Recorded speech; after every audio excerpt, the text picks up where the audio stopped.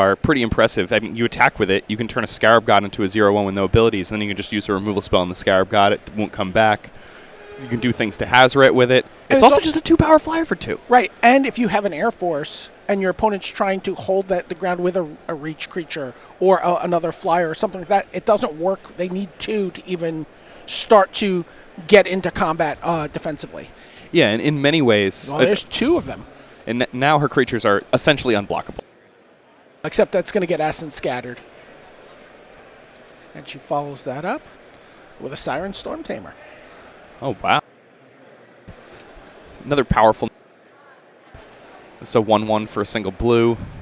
It can be sacrificed to counter a spell that targets one of your guys. So. Or you. Or you, yeah. So, for example, a card like River's Rebuke is counterable by Siren Storm Tamer. Those of you who played a lot of that limited format are familiar with that. It's brutal. Hopefully you didn't become familiar with it the hard way. I did. That's how I became familiar with it. All right, so Timothy Guarino just continuing to craft his Grixis mana base here. And so when we say Grixis, of course, we mean red, black, and blue, the shard.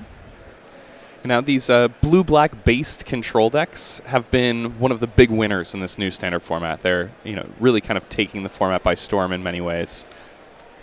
All right, we're going to see Disallow here.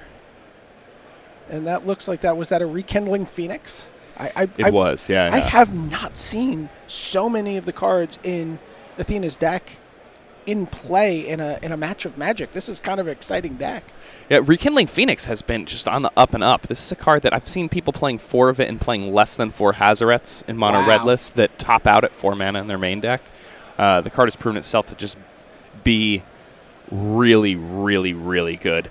And there, Timothy, having a counterspell for it, that's super important because if you can't counter that card, then you're in a ton of trouble. Removal spells do not interact well with it.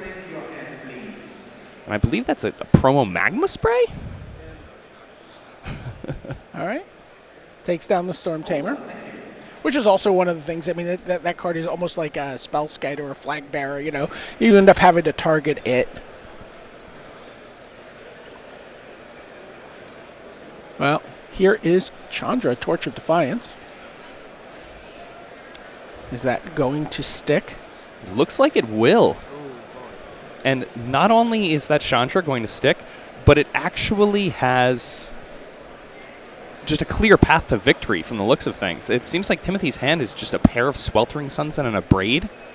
And at this point, Athena could just keep going up and up and up. And I imagine we're going to see her do that. Yeah, I mean, she puts the die on at 5. Yeah. It came into play pre-ticked, if you will. So she used the +1. She's just going to exile that card and do 2 damage to Timothy and any other opponent she might have. Yeah, well, the Virtuoso goes away. Now, Chandra is the type of card that can just take a game over. Obviously, once she gets to 7 and she can, use the ultimate ability, then the game essentially ends.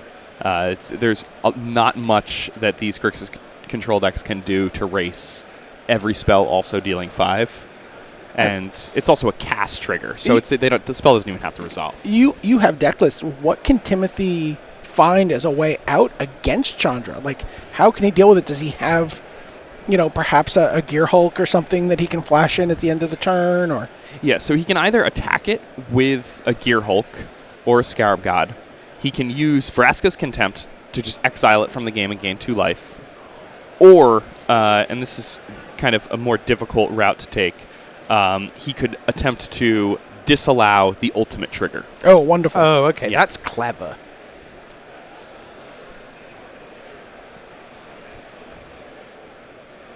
But he needs to find one of these cards. And yes, there are a lot of cards there that I mentioned that interact with Chandra, but Scarab God is not a good answer at all, especially with the Warkite Marauder on the battlefield, because if he were to tap out for a Scarab God, Athena, if she so desired, could get it off the table and deal him damage just with what's on the board already. She could make it into a 0/1 with no abilities, minus her wouldn't come back because it would. All right. Going up to 6 here. And going down to 9 is Guarino.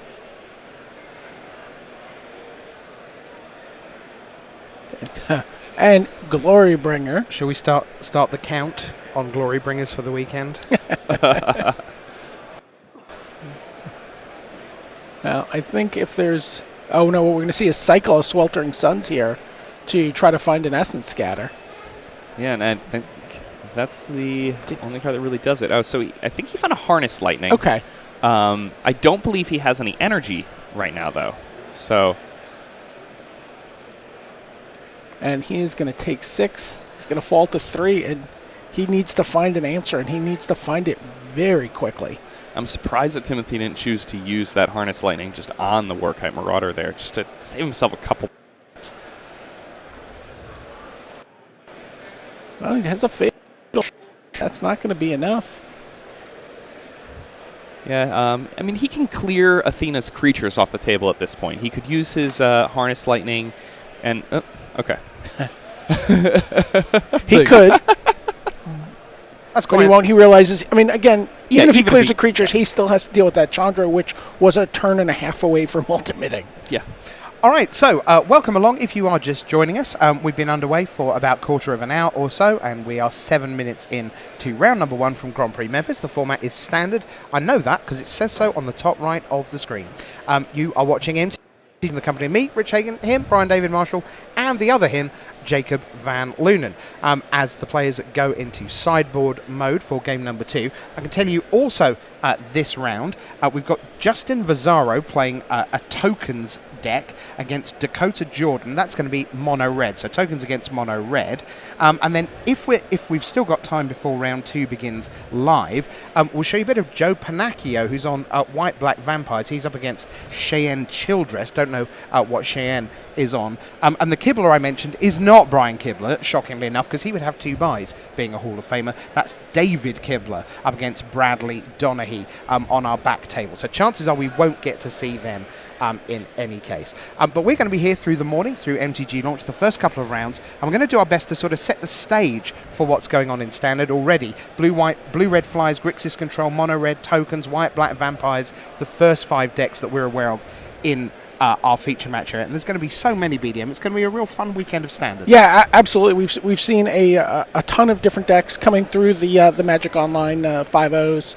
And this is really the first big event we've had a chance to showcase Standard since the format's changed over. And as I mentioned earlier, a lot of the pros super excited about it. That's Chris Patella there in the background. I saw you sort of sit up in your chair, Rich. Yeah, I know that guy. And if you're going to have a Standard format with some interesting decks to explore, Chris Patella just got to find those. So what do you think your odds are with players out of the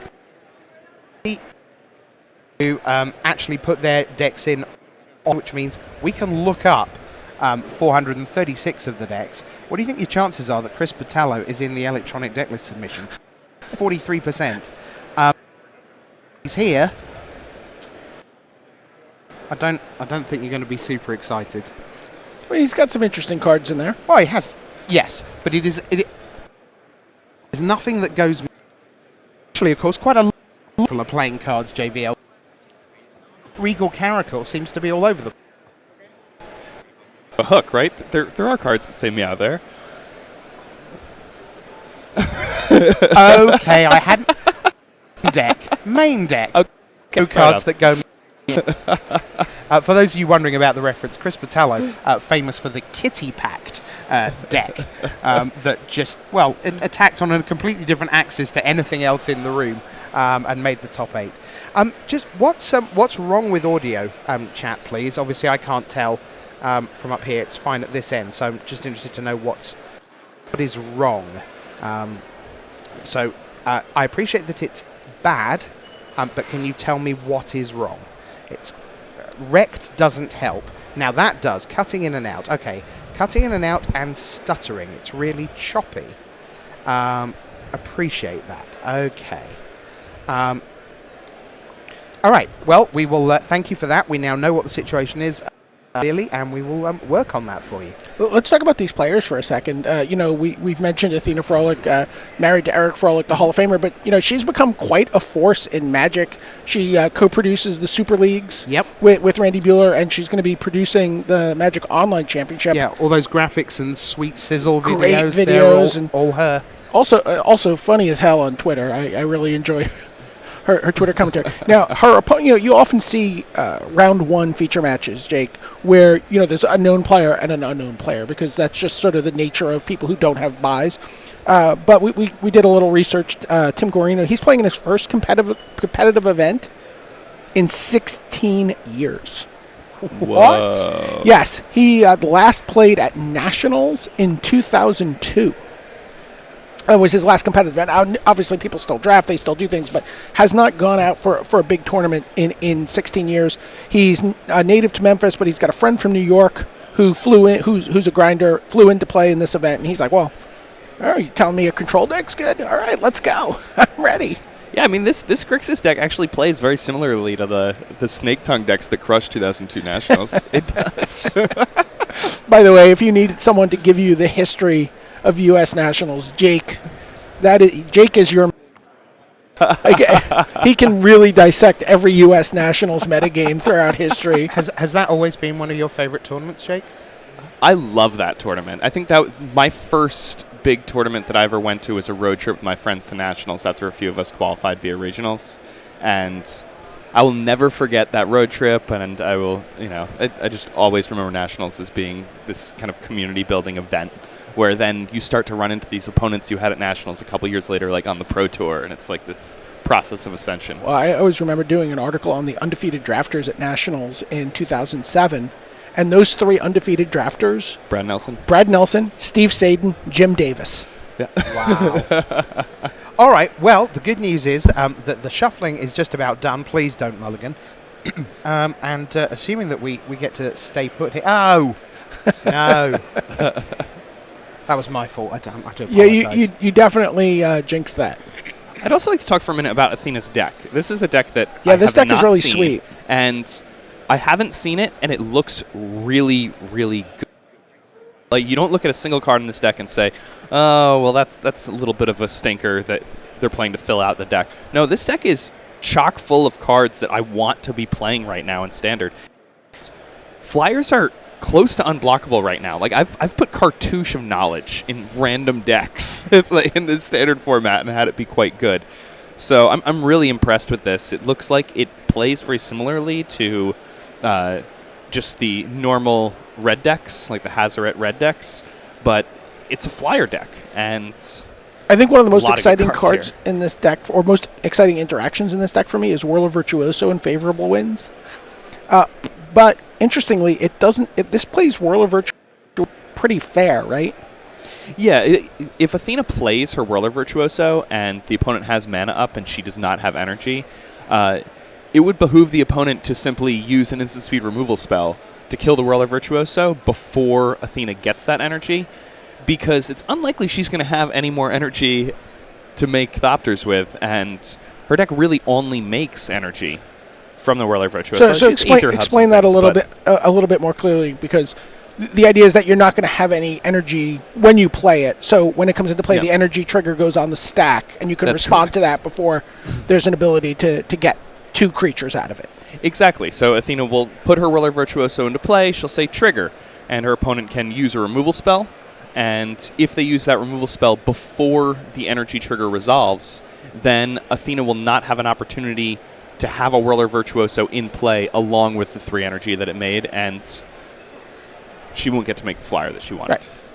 But the good news is she'll have 3 energy afterwards, which she can use for her next Whirler Virtuoso. All right. Well, unfortunately, Tim here is... it's been 16 years, and now he's mulliganing twice. How does this Grixis control deck mulligan? Like, does it have ways to recoup cards? Can it claw its way out of this? Like something like a Sweltering Suns or something that sweeps the board? Yeah, so Sweltering Suns is the big one here. If Athena has one of her draws that's a whole bunch of creatures with 3 or less toughness that aren't things like Rekindling Phoenix or vehicles, then Timothy could potentially use Sweltering Suns to kill, 2, maybe even 3 of it. And Timothy mulliganing here, if he's able to kill 3 and 5, but then he'd be right back on in terms of the number of cards that he has versus the number of cards that she has to work with. Message from Axel in chat says, thanks for explaining the trigger thing. I didn't get it at first. Look, part of MTG launch is about trying to get people up to speed before we head in to the later rounds, because you're going to have Reed, Duke, and Jake going through some very complex lines of play, like Jake already talking about the disallow countering the ultimate trigger on a Planeswalker. That's super niche, right? But meanwhile, there are lots of people coming in for their first few tournaments, maybe haven't played a lot of Standard, haven't seen a lot of Standard, and we absolutely want to try and explain wherever we can some of those reasonably straightforward, but nonetheless really important bricks and sticks of Standard. Anyway, we are into game 2, so here's BDM and JVL. Jake, interesting. So we saw Timothy mulligan to 5, kept a 4-drop on top of his deck on his scry with 3 lands. Is that something you find yourself doing very often? I don't find myself doing it very often, but the 4-drop that he kept on top was Vraska's Contempt, and the first Vraska's Contempt, having access to that is so important in this Standard format. If you can't deal with the Hazoret or the Scarab God that your opponent plays, you often just lose the game to it. It runs away. It's too powerful. So having access to a Vraska's Contempt, being able to just exile one of those cards and not have to worry about it anymore, that's really important. And I think based on what Timothy saw in the first game, he knows that he has to kill Rekindling Phoenix with that card, and he's probably expecting that Hazoret might be there also. Plays a Field of Ruin.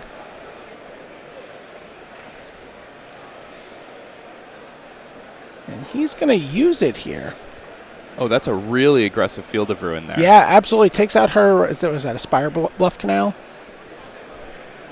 And, sets her back a little bit on her ability to have access to multiple colored mana. It doesn't have 2 red, which maybe thinking about that Chandra. Yeah, you could be thinking about Chandra, the Phoenix also requiring double red. There's definitely some potential for this to work out in terms of messing with Athena's mana here. Another thing that Timothy might be trying to do here is he might be trying to find a second red mana. He may be imagining a situation wherein he needs to use Sweltering Suns, and he thinks to himself, well, if I draw Sweltering Suns off the top and I don't have access to double red, I'm not going to feel very good about having not sacrificed this card right now. Right. By the way, looking at Timothy's board, he has the ability to, he becomes a little bit more Planeswalker-y after sideboard. We saw an Angrath, the Flame Chained in his hand. He has the opportunity to bring in Nicol Bolas. He also could bring in a Chandra of his own. And that's often a strategy that these control decks, they bring in more threats after sideboarding, and it turns matches often into guessing games. So, opponents now sometimes expect for you to bring in inexpensive creatures in the matchup for post-boarded games. So if you bring in a bunch of Planeswalkers and they've sideboarded as if you're going to be bringing in Siphoners, let's say, then it's going to really mess with the makeup of their deck. And there is kind of a chess game in the way you sideboard in Standard right now. So Timothy did not find that 4th land. So ends up getting punished for leaving that 4-mana card on the top of his deck. Just so you know, I've been away for a couple of minutes just chatting with the team backstage. We are trying to work on that audio issue. I understand that some of you seem to think it's okay, but for some of you it is seeming to cut in and out. We're very sorry about that, obviously, and we are looking to see whether there are problems at our end that we can fix or reroute and so on. So just bear with us on that, and we'll keep at it. And if you keep having problems, do let us know in chat. We are reading it and watching it and seeing how things go. Meanwhile, back to the match. All right, so here's Chandra, and there is no counterspell and for Timothy Guarino, and he's going to take 2 here. I really like this play from Athena. I think a lot of people might be worried about running Chandra into 3 open mana on the other side of the table, but Athena recognizes if her PNLR had resolved the turn before, then it's really unlikely Timothy has the right counterspell that he needs for the situation. And once again, we're in a spot where Athena's likely going to untap with a Planeswalker in play against a control deck. Now, less likely now. That's Fourth land true. there for Timothy Guarino. Comes into play untapped. It's fourth land. Do you just Vraska's Contempt right now? Do you do it during upkeep? I honestly think that Timothy may be forced to pass the turn and use Glimmer on Athena's end step and leave open Vraska's Contempt. Huh. I think that if you tap all of your mana for the Vraska's Contempt right now, you find yourself in a situation where you're tapped out and your opponent suddenly has access to all of their 4s and 5s, and you just can't really win the game. So Timothy needs... I think Hour of Devastation is the plan here. All right, and now we see a Phoenix off the top from the Chandra, and Athena immediately taps 4 mana to put it into play. And now we're going to see, yep, there you go. That's the Glimmer of Genius. It's been, 16 years since Timothy's played a match of competitive Magic, and I like that he is still willing to let his opponent untap with super powerful things so that he can scry and draw cards. So it looks like he's looking at 2 lands, Ether Hub and an island. Hitting land trap is important. He wants a 5th land for the Engrath. The thing is that the only card that matters in his deck right now is Hour of Devastation, and even that kind of doesn't really do well against the Phoenix. So I actually think Timothy, based on Athena hitting the Phoenix off the Chandra flip, may have just found himself in a situation where there's really almost nothing. You get to draw one more card. You get to draw one more card. Okay. There we go.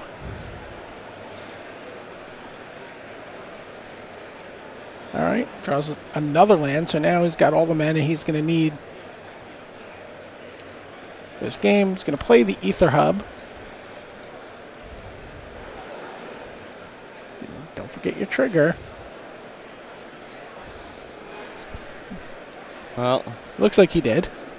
Yeah, and I think once you have 4 energy and you're playing this doesn't deck, have a lot of use for it. Yeah. Yeah, the energy in his deck is essentially just used to fix his mana with Ether Hub. Sometimes post-board you'll see Roller Virtuoso, which is a really nice card to have against some of the more aggressive decks. It's good against red. They play a lot of 1-toughness creatures, and you have all this extra energy you're not using. What does Angrath do here? Is there a window for Timothy to get that into play? So I think Timothy may want to use the Angrath to steal the Phoenix and kill the Chandra. It will not kill the Phoenix. Oh, and I guess the Chandra's at 6, so it doesn't even work. No, yeah. It's a rough spot. Angrath basically is kind of like a fog that makes Athena discard a card at this point. Right. For those who don't know, Fog is a card that prevents the damage that you'd be dealt by attackers. In my brain, I went, Fog is a card that fogs. Yeah, yeah, that's exactly what I was trying to describe it, and it was like...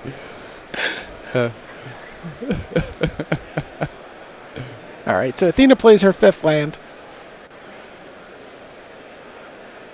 She's going to tick up to 7 on Chandra.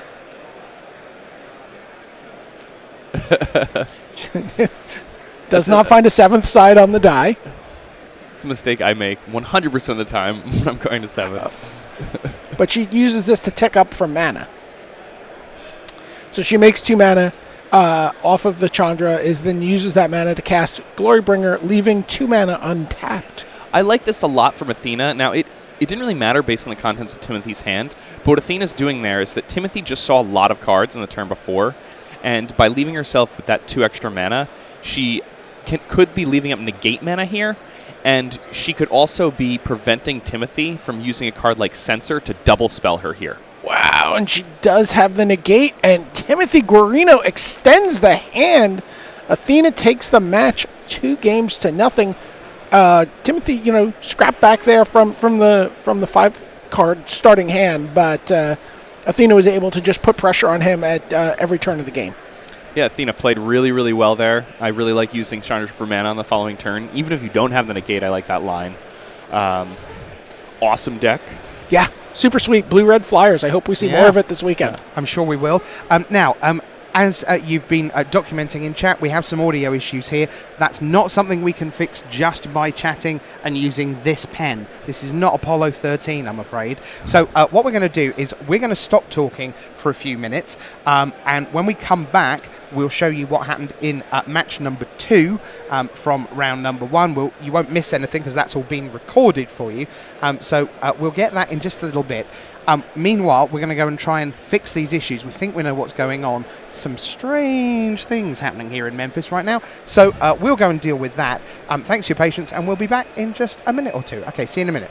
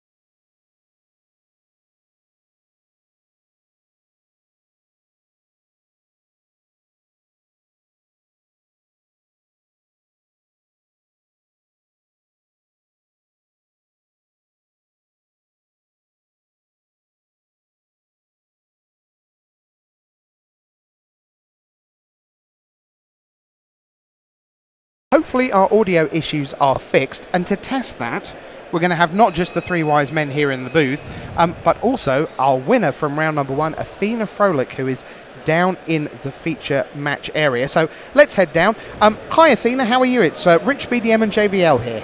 Hi, I'm good. How are you? Great stuff. Just about the deck, first of all. Where does it come from? And it seemed pretty sweet there in round 1. I don't know where it came from. Basically, Eric was asking me, like, what deck do you want to play? What deck do you want to play? Look at these 5-0 lists on Moto.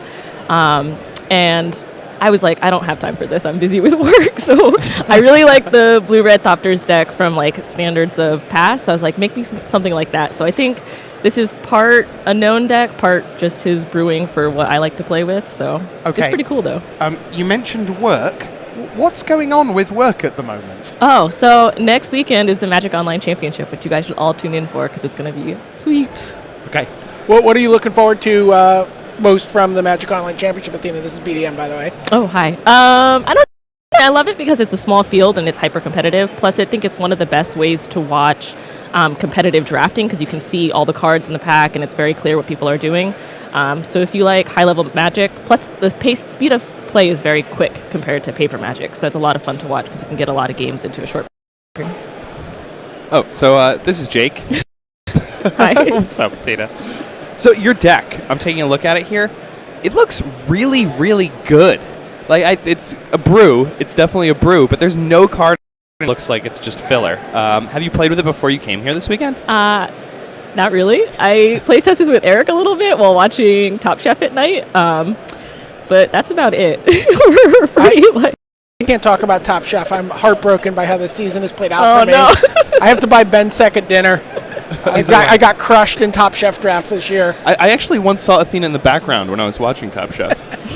That's a real thing that happened. All right, well, congratulations on the round 1 win. Congratulations on a lovely deck. And most important, we can't wait to see next week what an incredible field is lined up. And I know you've got a lot of cool stuff planned. So look forward to that. And Athena Froehlich, everyone. Thanks, and we'll see you soon. Good luck. All right, so that was Athena Froehlich down there in the feature match area, a winner in round 1, and the producer, along with Randy Buehler, our good friend and Hall of Famer, of course, getting ready for the Magic Online Championship. So we're going to take a quick break, and when we come back, it will be time for more Magic from round 1. So don't go anywhere.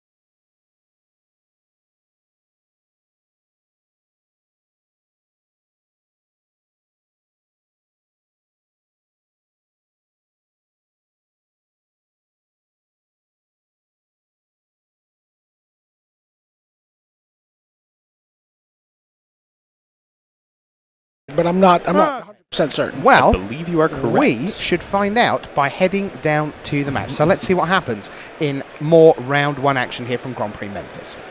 So we'll head on down for you in just a moment. Joe Pennachio, famous for, Indianapolis 13, the World Magic Cup. He was part of the U.S. national team that got bonfired into oblivion.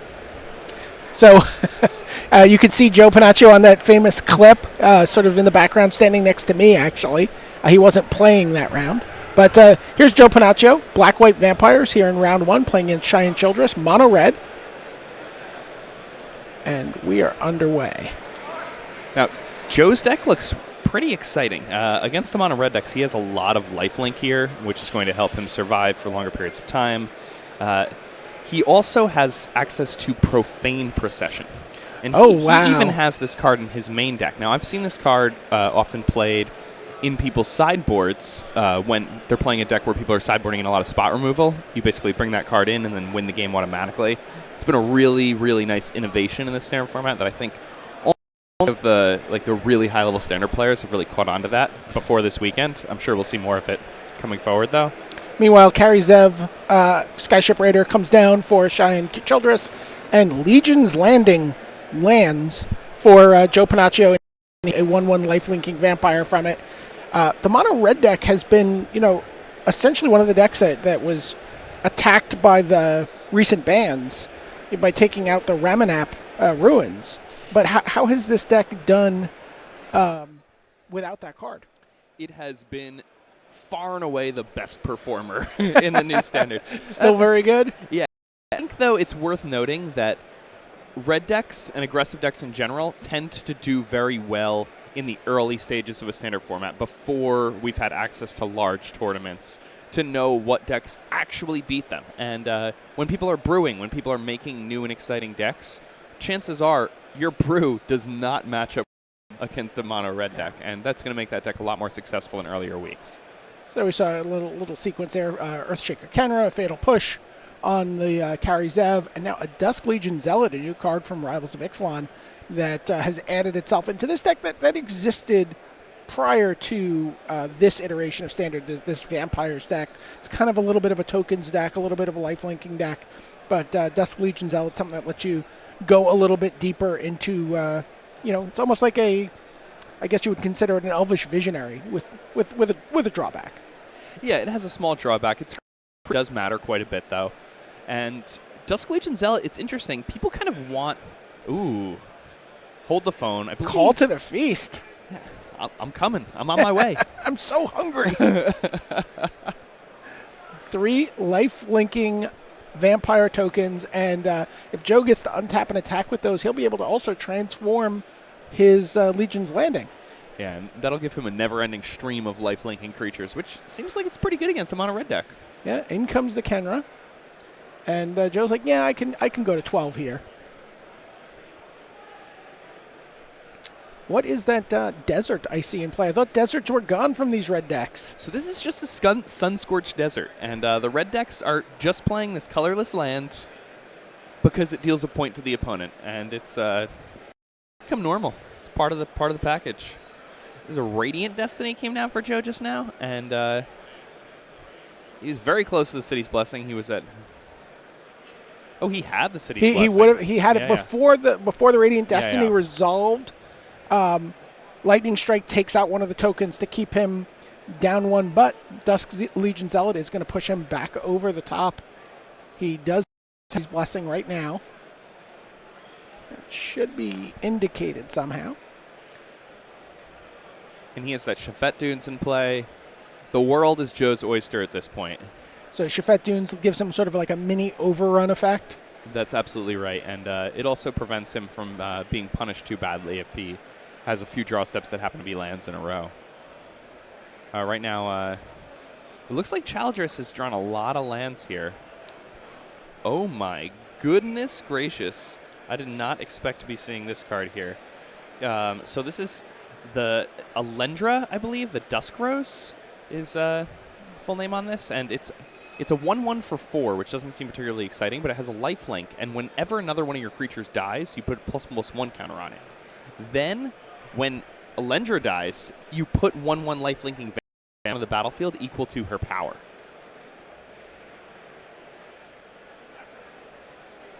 All right, so we have transformed into, what is it, Adanto, the first fort. And yeah, Joe Pennachio is going in the wrong direction for the mono red deck's game plan. They do not want to see you getting back up to 20. They try to make you steadily go down from 20. Yeah, so like I've been away for a couple of minutes here, and this doesn't seem right. There's like 5 red lands on the right hand side, and Pennachio's at 19. That seems bad. Yeah, it was a decent draw. I mean, maybe a little land heavy for Cheyenne, but I mean he drew his cards, he had his stuff, but this deck seems like it could give the red deck a lot of fits here. He's like, okay, let me take a look at this. Oh yeah, then you just get more of them. Okay, and they're 2/2s and they're vigilant. Okay. For those of you in chat, asking, can we see the cards on the side of the screen? We do normally do plenty of that during the round. We can't just at the moment because we're busy trying to fix some stuff behind the scenes. So just to let you know, and certainly when we get back live with round 2, you'll see plenty of cards on the right-hand side. If you're not quite sure what everything is and does, we'll be doing that for you. All right, so a 6th land there for Cheyenne. And now he's going to bring back, he's going to calm the Earthshaker Kenra. That's a 4/4. I don't think he can attack here. I mean, he might be able to attack, but it's not going to do much. I think that an attack here will likely just, Yeah. 4/4 haste go. Yeah. So now Pennachio, by the way, does have, a card that I think of. It brings me back to like a very old school card here in the 25th anniversary year of Magic. Brings me back to Childress Outpost. Oh, that card was a beating. But that's what Joe has in play right now. He's flipped his Legion's Landing. He can just, if this game goes long, he just gets to continue making these 2/2 life-linking tokens every turn. They normally 1/1s, but he's going to sacrifice the Chefette Dunes here. Just sending. Yeah. That's a Everything lot of gets life. +1/+1 there. I think everything's supposed to be vigilant, but I believe it is supposed to be vigilant.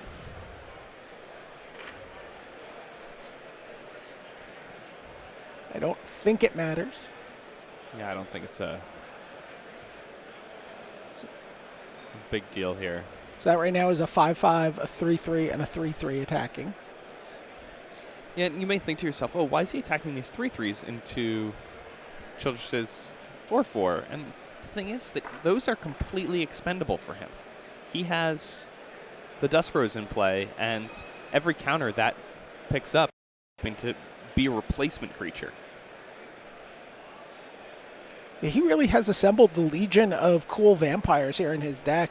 He's got Alendra the Dusk Rose. He's got Marinfane Dusk Apostle. He's got, I don't know that Yeheni counts as a kind of a cool kid to hang out with them. Yeah, and brings a certain amount of expertise along with him. Definitely brings its expertise to the table. So there you see another counter goes on the Dusk Rose. And you can do some exciting things with Yeheni in this deck. Cheyenne is down to 4. Pennachio at 27.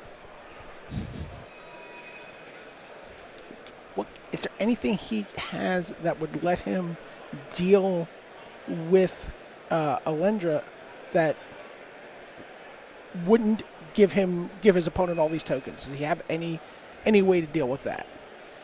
He could combine a...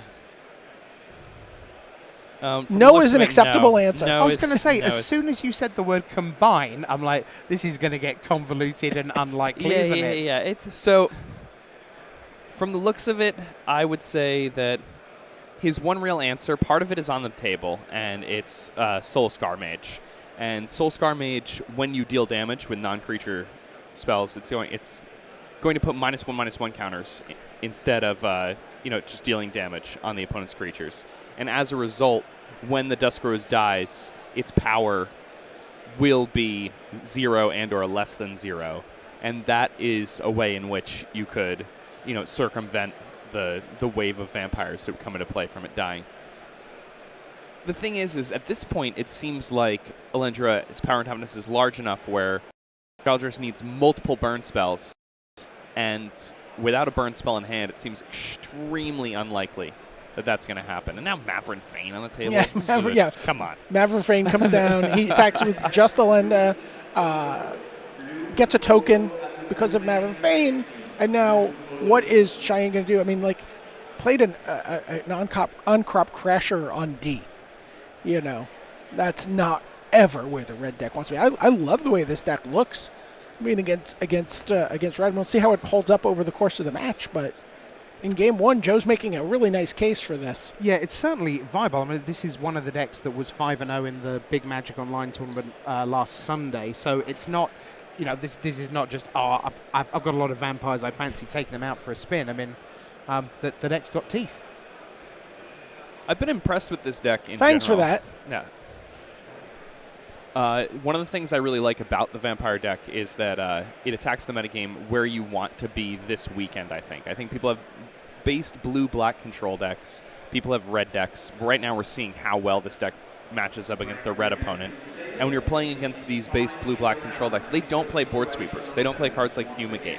A card like Call of the Feast is very, very bad for them because their deck is a pile of spot removal spells. When you're making 3 bodies with 1 card, it's tough. So just to confirm, we did see the card Radiant Destiny in play, and Joe did have, I was going back and counting, Joe did have the City's Blessing at multiple points in that game, so his creature should have been vigilant and not tapping to attack in that game, which is, one of the, sort of like secondary abilities. You only get that ability if you have the City's Blessing, but something to keep an eye on. All right, so here we go with game number 2 because we're watching a time walk match. So that 34 minutes represents how long these two had a while ago for this, but it is a time walk match. So Kari Zev, the Raider, opens up for Cheyenne Childress against Joe Pennachio with the white-black vampires. Yeah, Joe had the Fatal Push last game, used it before Cheyenne attacked, does the same thing here, which means there's no trigger. Aethersphere Harvester is the play for Cheyenne. Gets a little bit of energy and can maybe get himself up into the air. Going to need a little help. Yeah, and one thing about Joe's deck is that it is on the ground. And, Childress recognizes, okay, maybe I can pressure my opponent in the air a little more. Another thing you might be thinking about is that it's a card that's stronger against board sweepers and sorcery speed removal spells, which white decks tend to play. There tend to be cards. Adanto Vanguard. This is a card that's going to test your mettle in against the red deck. You can pay 4 life to make it indestructible. How often can you afford to do that against the red deck? Okay. And then Alenda the Dusk Rose comes down as well. The answer is a lot of times when you have Cartouche of Ambition. All right, a Braid is going to take down Alenda. And Joe gets a token for that. How fair. Yeah. Yeah, and I mean, that was, the least exciting that Alenda could be. And it's still looked like it was pretty good. It's still a 2-for-1. Yeah. So Earthshaker Kenra comes down. Aethersphere Harvester gets crewed. And attack from Cheyenne Childress, and he gives it lifelink. And he's going to get himself back up here a little bit of life. Question from chat. Is Cheyenne's Aethersphere Harvester a land? I thought they had to have them on the same row as creatures for feature matches. No, it's not a land, first of all.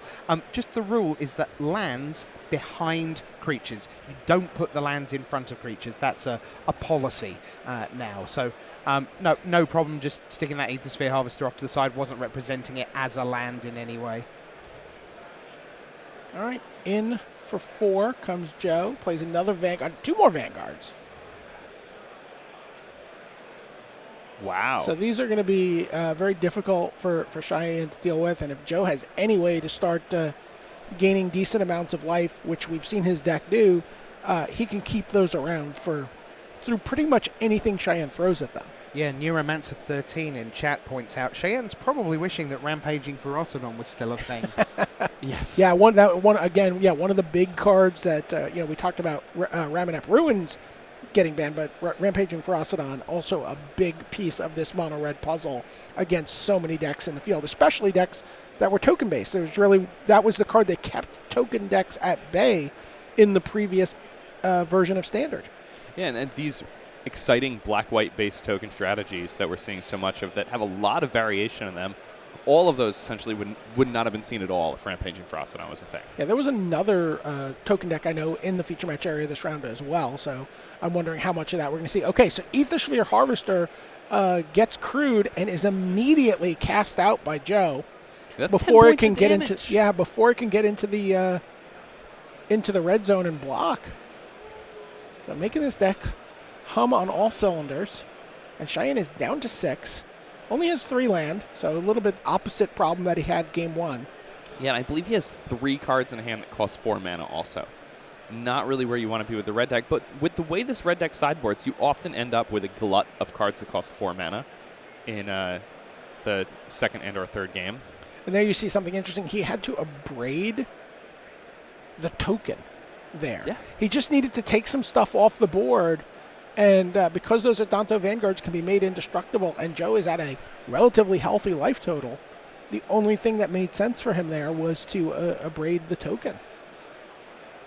Something that he knew he could get off the board. Yeah. So now what's the plan? Is the plan is to just try to generate chump blockers and force Joe to take damage, pay life, and then finish him off somehow? Yeah, and it's a scary plan for a number of reasons. But the first of which is that Joe could use his If Near Deadlands to remove one of those blockers and then put Childress in a situation where every single one of those Vanguards is lethal on the following turn. All right, there's a Dusk Legion Zealot. He's going to go digging for a card. Goes to 17.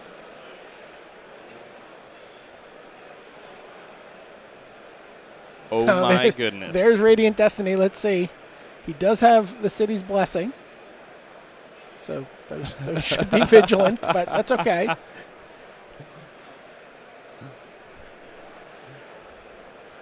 And he attacks for 9, but, it's all going to get blocked, I imagine. I'm sorry, 12. I imagine roundabout now in real life, because this is obviously like about 40 minutes ago, Joe's phone has about 37 messages, all with the single word vigilance exclamation mark on. So now we see Joe does pay some life, makes the necessary creatures indestructible, drops to 10. Maybe actually 9, but I think there's a Dusk Legion. Oh, no, he gained a life too. Yeah. They offset each other. Yeah. So there you see Chandra in hand for Cheyenne. But that's not going to be enough. And Joe Pennachio, white-black vampires, makes things look good here early on day 1. Kind of interesting. We've seen a couple of decks that we haven't seen a lot of before in Standard so far. We've seen blue-red Fliers do well, and now we've seen black-white vampires make a very, very convincing case against red. Yeah, I thought both of those decks looked really exciting. Athena's deck in particular kind of surprised me, caught me off guard, and I really liked all of the cards in it. Looking at Joe's deck, that deck seems like it's a really good choice for this weekend. We talked about it a little bit earlier. The life-linking creatures are really good against these aggressive red decks we're seeing. Then you're able to play cards that allow you to produce multiple creatures from a single card, and those match up really well against the blue-black decks that are trying to use one card to deal with one creature over and over again. So maybe that's the deck that people want to play this weekend. With no Rampaging Ferocidon, this is, again, our first really big weekend of Standard since those bans. Rampaging Ferocidon is gone, and that opens up those token strategies. And if people weren't expecting that and don't have a plan for that, it could be very interesting this weekend. So, Jake, I want to ask you, the one thing that links all 3 people on Earth who don't like Modern is that there are some matchups that are just unwinnable. So you turn up with deck A, and you are rock, and then paper or scissors turn up, and suddenly you're an auto win or an auto lose. That's the first time we've seen it on camera, obviously, this weekend, but it looked like that Black-White Vampires deck basically couldn't lose to mono red. Is that true? I mean, if you draw Fatal Push into a 2-drop into Lifelinker, it's going to be really hard to lose. Right. Joe drew reasonably well in both those games, so that's especially not, for the not matchup. Necessarily representative. I believe this is not necessarily representative. Yeah, I think there's still some like just curved out draws for red, which are backed with a little bit of removal, where the black-white vampire deck just never has time to implement its plan. Yeah, I think if Joe doesn't have a Fatal Push in either of those games look a lot closer. And in Game 1, I think without a Fatal Push, and if one of those lands on turn 4 or 5 had been a Hazaret, I think it's very possible that Childress would have won that game at least. All right, well, I can tell you there's just one more match left in this round, so I've no idea how much of our second Time Warp match we're going to be able to show you, but let's head back right to the start of that, and we'll just show you what we can, because we want to do all the magic, all the time. It's Justin Vizaro, it's Dakota Jordan, it's Brian David Marshall, and Jacob Van Lunen. All right, I could tell you, I mentioned that there was another token deck in the feature match area this round. Justin Vizaro is one of those players playing tokens, and it's another mono red deck. So there we see a Bomat Courier from Dakota Jordan. And again, you've talked about right now that if you're looking for the title of best deck in Standard, you would say it goes to mono red? I believe so. I mean, when you've looked at the more prominent Magic Online Standard events, the red decks have really been the most successful decks. Here we have a hidden stockpile from Justin Vizaro. Yeah, we're going back to like Sam Black, Anointed Procession token combos here. Yeah, Justin is actually playing a very, very strange token deck. He's not vampires. He's not even Anointed Procession. He's like an aggro token deck that also plays hidden stockpile. I see SRAM's Expertise. Servo Exhibition? Yeah. I think he's Servo Tribal.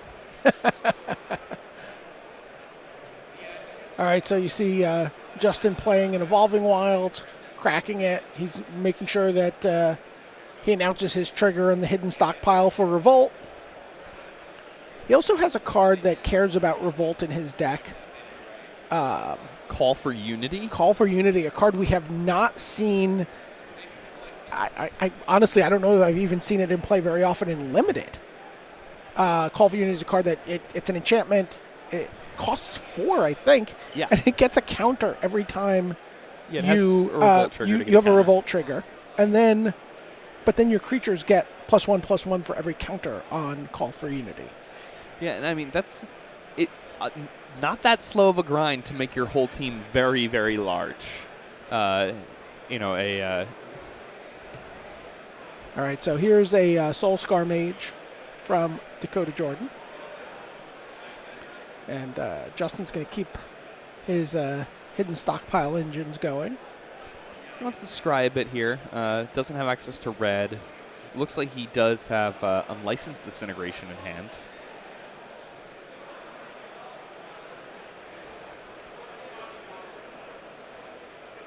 Gets a token. And says go. Okay. So right now he's just in sort of force field mode here with the hidden stockpile. Yeah, and I think he has double Unlicensed Disintegration from the looks of it too, so he can kind of use those in order to use his mana effectively.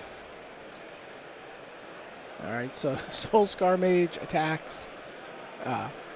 Shock is going at Justin's dome. That's surprising to me.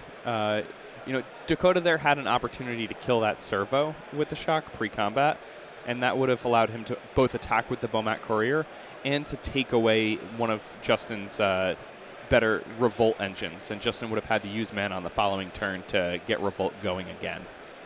Okay, now Carry Zev comes down, and I think we're going to see Unlicensed Disintegration take down the Carry Zev.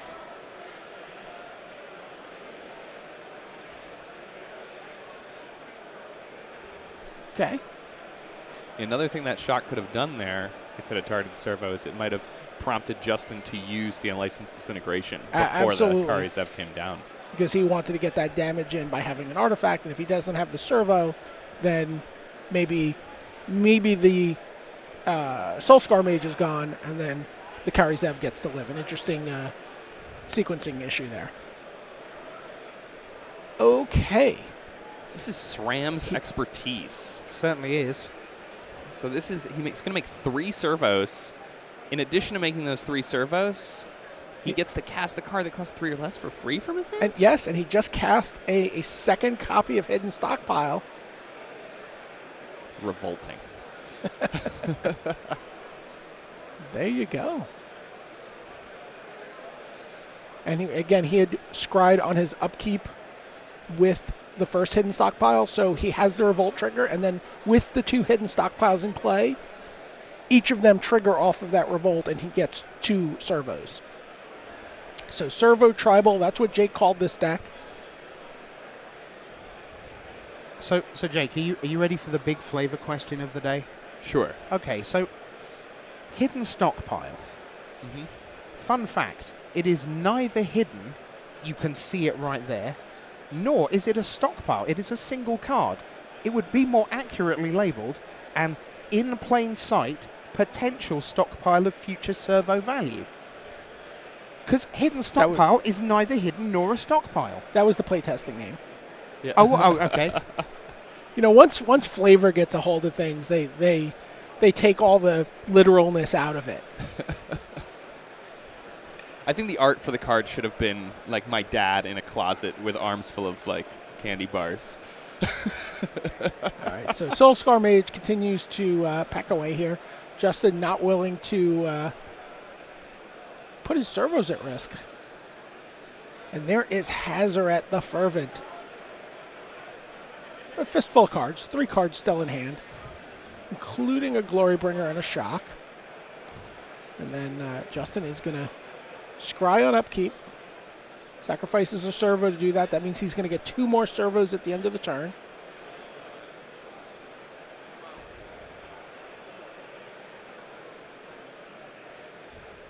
Oh, Ixalan's Binding.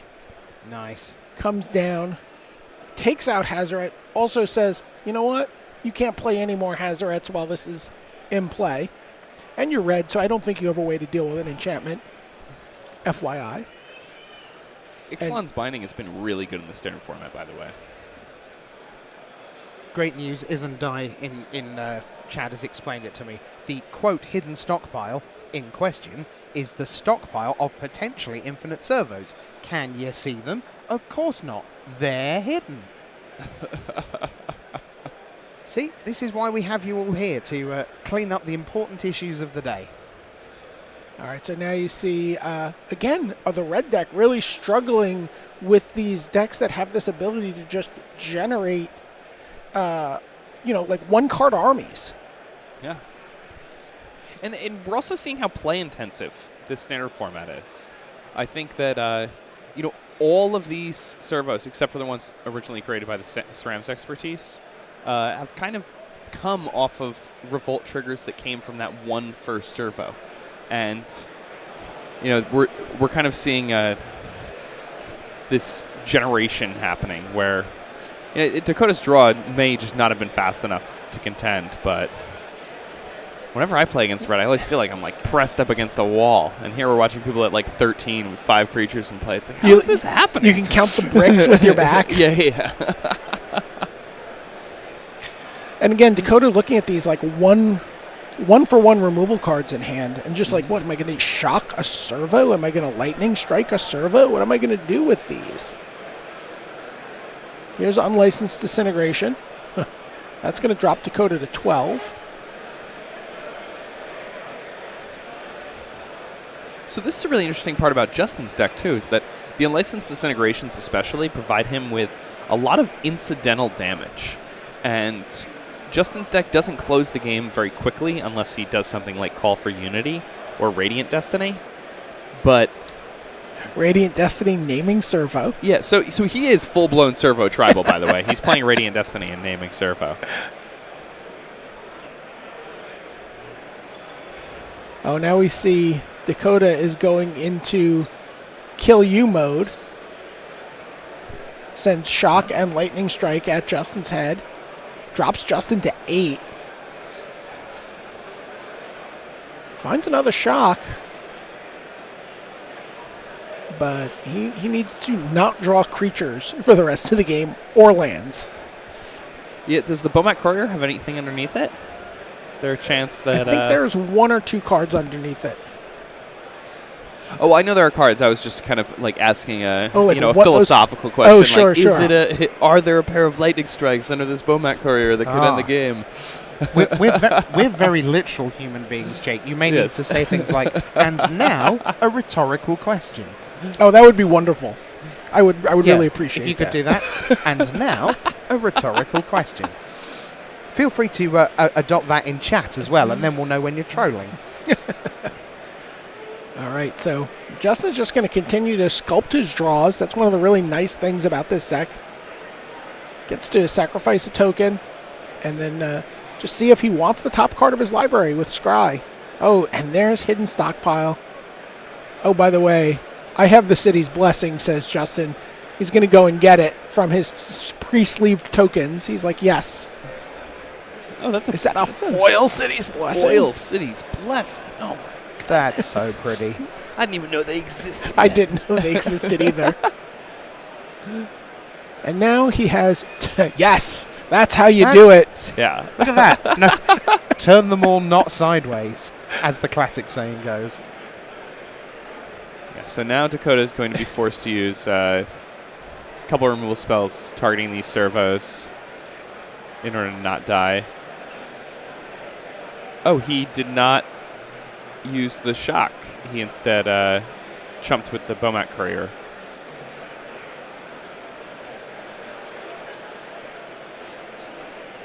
And then Justin gets 2 more servos. Okay, throws... All right, he's got Justin down to 6. Yeah, there's no card he can draw, though. I like that he's game here. Yeah, he's... It's like, I'm gonna keep fighting. But it's 6-2, and Justin just has an army of 2/2s that are vigilant. Great. Wow, this is kind of a cool deck. Servo Tribal. That's what we're calling this. It's awesome. Right. So welcome back, Rich, BDM, and JVL here at the end of round number 1. I can tell you that one match just kept on going and going and going and going and going. They're in extra turns. So we're going to take... What? Wow. Well, they had a 12-minute extension. Okay. That gets you to... about 5-6 minutes ago.